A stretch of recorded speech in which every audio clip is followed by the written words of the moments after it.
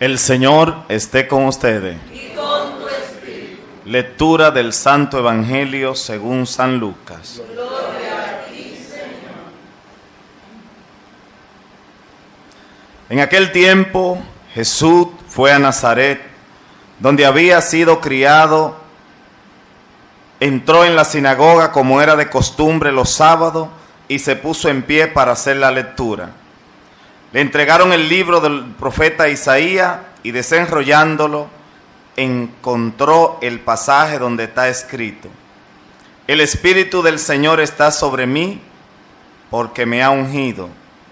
Me ha enviado para anunciar el Evangelio a los pobres, para anunciar a los cautivos la libertad y a los ciegos la vista, para dar libertad a los oprimidos, para anunciar el año de gracia del Señor. Y enrollando el libro, lo devolvió al que lo ayudaba y se sentó. Toda la sinagoga tenía los ojos fijos en él, y él se puso a decirle: Hoy se cumple esta escritura que acaban de oír. Y todos le expresaban su aprobación y se admiraban de la palabra de gracia que salía de sus labios. Y decían: ¿no es este el hijo de José? Y Jesús le dijo: sin duda me recitaréis aquel refrán: médico, cúrate a ti mismo. Haz también aquí en tu tierra lo que hemos oído que has hecho en Cafarnaúm. Y añadió: os aseguro que ningún profeta es bien mirado en su tierra. Os garantizo que en Israel había mucha viuda en tiempo de Elías, cuando estuvo cerrado el cielo 3 años y 6 meses, y hubo una gran hambre en todo el país. Sin embargo, en ninguno de ellos fue enviado Elías, más que a una viuda de Sarepta, en el territorio de Sidón. Y muchos leprosos habían en Israel en el tiempo del profeta Eliseo. Sin embargo, ninguno de ellos fue curado, más que Naamán el sirio. Al oír esto, todos en la sinagoga se pusieron furiosos y levantándose lo empujaron fuera del pueblo hasta un barranco del monte en donde se alzaba su pueblo, con intención de desempañarlo. Pero Jesús se abrió paso entre ellos y se alejaba. Palabra del Señor. Gloria a ti, Señor Jesús. Y enrollando el libro, lo devolvió al que le ayudaba y se sentó. Toda la sinagoga tenía los ojos fijos en él. ¿Qué diferencia esa mirada, verdad? Todos mirándolo, expectantes a ver lo que iba a decir, y cuando dice lo que no les gusta, se rebelan. ¿Qué nos enseña? Se podría decir muchísimas cosas de este pasaje del Evangelio, obviamente, pero me quiero fijar solo en un detalle que creo que es muy importante para nosotros, que es no juzgar la palabra de Dios. Cuando oramos, además ahora que estamos en el mes de la Biblia, ¿verdad? Cuando oramos con la Escritura, es muy fácil, y más nosotros que trabajamos en cosas de la Iglesia, que estamos siempre, de algún modo dedicamos demasiadas horas, ¿verdad?, a todo este tipo de cosas de Dios y de la palabra de Dios.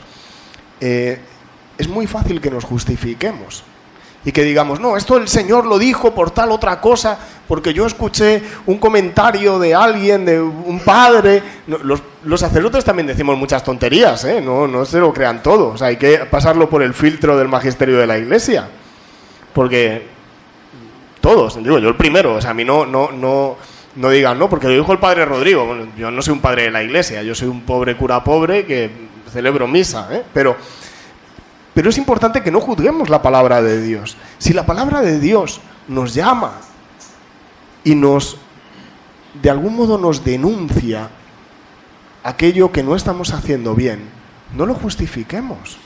Dejémonos mirar por Dios y pongámosle remedio para hacer vida nuestra la palabra de Dios. Ayer la carta de Santiago nos decía, no solo escuchen la palabra, pónganla por obra para no engañarse a sí mismos.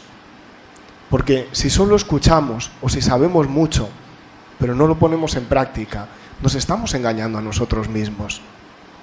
Cuando vemos las actitudes de Jesús con los demás, aprendemos de cómo tratar a los demás. Porque como nos recuerda el Concilio Vaticano II, que esto es algo viejo, pero lo recuerda ahí en la Constitución dogmática sobre la palabra de Dios, dice que Dios se revela con gestos y palabras intrínsecamente unidos. No es un conjunto de frases o de recetitas que sacamos de la Biblia para sacarlas de contexto, ¿verdad? Como tantas veces se dice, ¿no?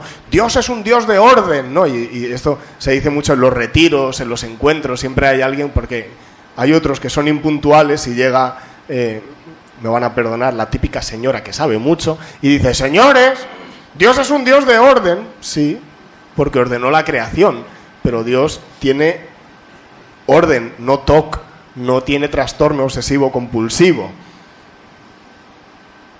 Y vivir la palabra de Dios y vivir la fe no es entrar en ese trastorno obsesivo compulsivo, sino en el orden natural de la creación creado por Dios, ¿verdad? Y que hace que todo funcione tan maravillosamente bien.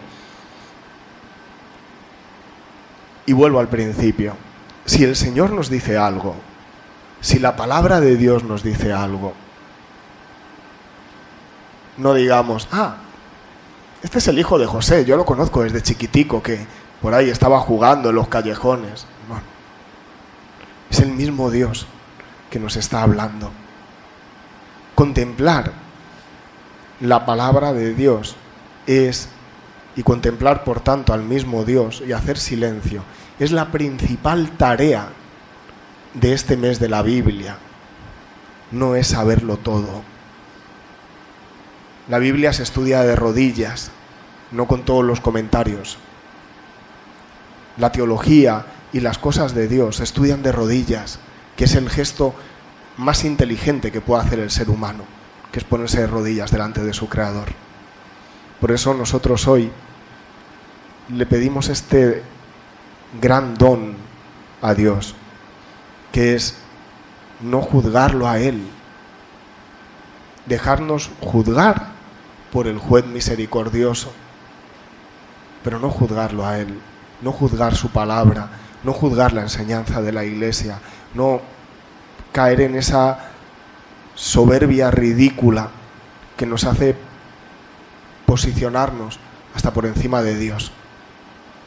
Hoy, Señor, queremos seguirte, escucharte y poner por obra tu palabra. Amén.